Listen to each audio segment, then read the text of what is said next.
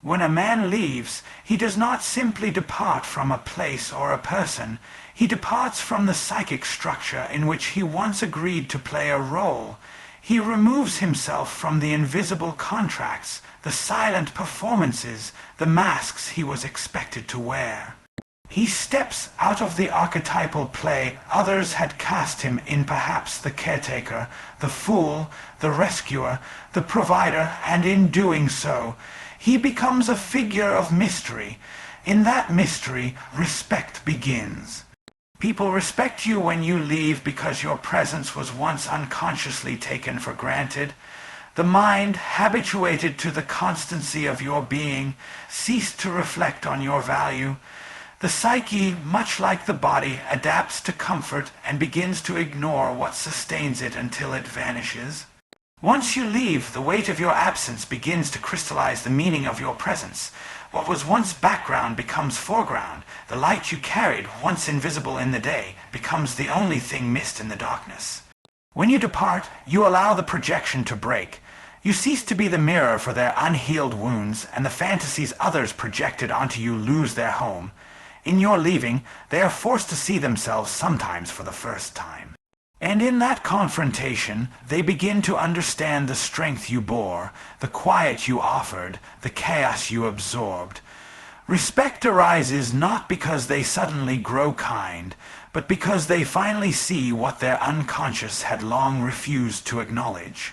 Departure is not merely physical. It is energetic, psychological, symbolic. You may remain in the room, but leave in spirit. You may still speak, but withdraw your soul, and still the same truth emerges. You were the one carrying the center. And in your withdrawal, the structure bends, sometimes collapses, revealing what was kept intact by your unseen labor.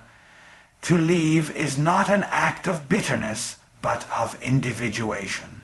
It is the call to step out of the collective trance, to heed the voice of the deep self rather than the chorus of unconscious demands. And the moment you choose your inner truth over the expectations others have assigned to you, you become dangerous.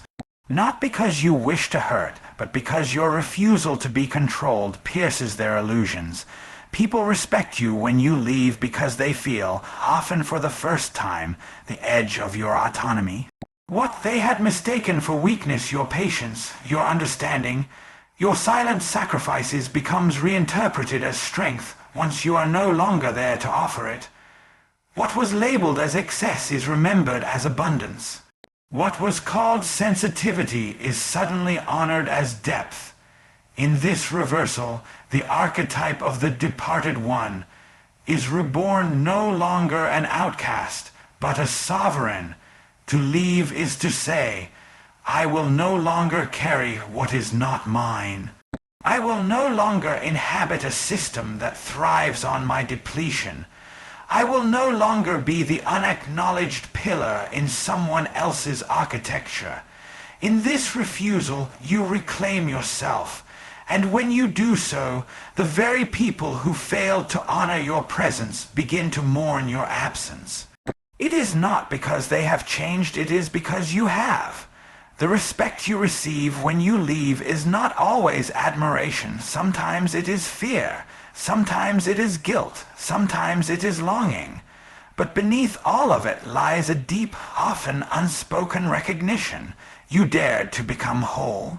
And in a world where most people only ever dare to remain half, that is a sacred rebellion. You must understand that leaving is not an end. It is the threshold between the person you were made to be and the person you are becoming. And once you cross that threshold, you carry the quiet authority of one who chose truth over belonging. That is why people respect you when you leave, because in your departure, you remind them of something they have long forgotten. The soul is not meant to be caged. Ask ChatGPT, you said, give me best 2 keynotes, don't expand them. ChatGPT said, people respect you when you leave because your absence forces them to confront the true weight of your presence, which they were blind to while you remained. Leaving is a declaration of selfhood that disrupts the roles others assigned you, and in that disruption, your autonomy becomes undeniable and revered. You said keynote no. Want to expand it into 900 best words, don't add ending sentences, don't add any headings, ChatGPT said. People respect you when you leave because your absence forces them to confront the true weight of your presence, which they are blind to while you remained. In the familiarity of daily life, the human psyche becomes dull to what is constantly available.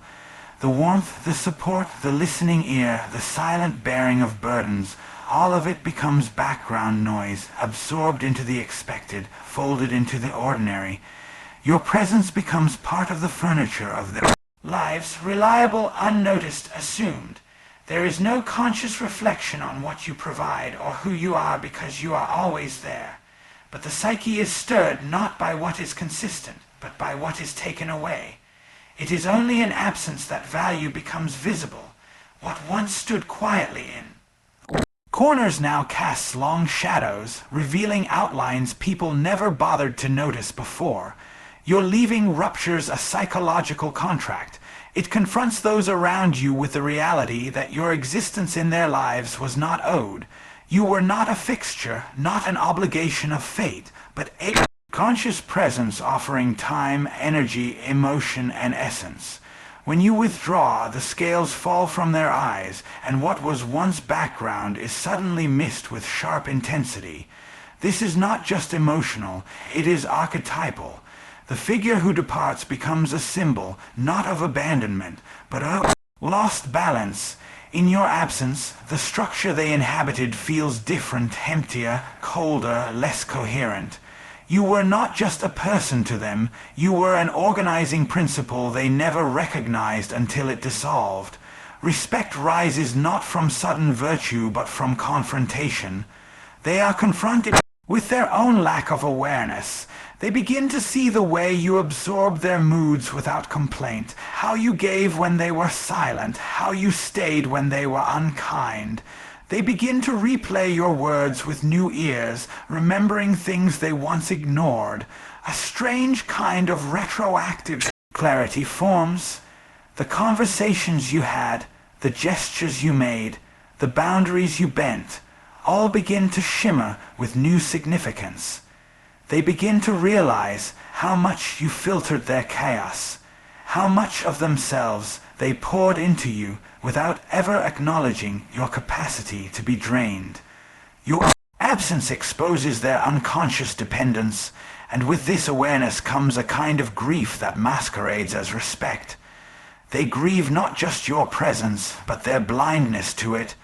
They begin to imagine what you must have endured in silence, what you must have thought and felt behind your smiles and nods. They start to feel the ghost of your patience, your strength, your devotion, and they reframe it not as passivity, but as quiet resilience. The narrative shifts. You are no longer the one who was always there. You become the one who chose to be there and then chose to leave, and choice changes everything. Choice awakens dignity. The psychology of respect is complex. People do not respect what they control. They do not honor what they think they own. But the moment you remove yourself from the dynamic, you reveal that you were never theirs. You reveal your independence, your will, your limits. You show them that your time, energy, and love are not infinite resources, but gifts they mishandled. And in recognizing this, they often experience a mixture of admiration and shame. The image of you becomes untouchable, not because you became something else, but because they finally saw who you were.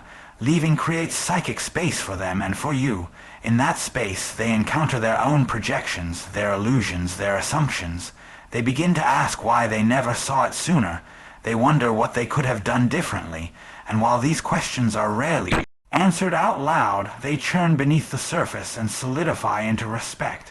It is the kind of respect that does not need to be spoken because it carries a heaviness, a quiet acknowledgement that something sacred was overlooked. This kind of respect cannot be demanded. It emerges from rupture. It is born from the recognition of what was invisible. It arises when someone realizes that what they thought was normal was in fact exceptional, and that the person they took for granted was bearing far more than they ever knew. In that revelation, you are no longer defined by your role in their Life, you are no longer the servant, the helper, the forgiver. You become a sovereign being in their memory, someone who gave deeply, and then, when it was time, withdrew completely. And that image, that story, stays with them longer than your presence ever did.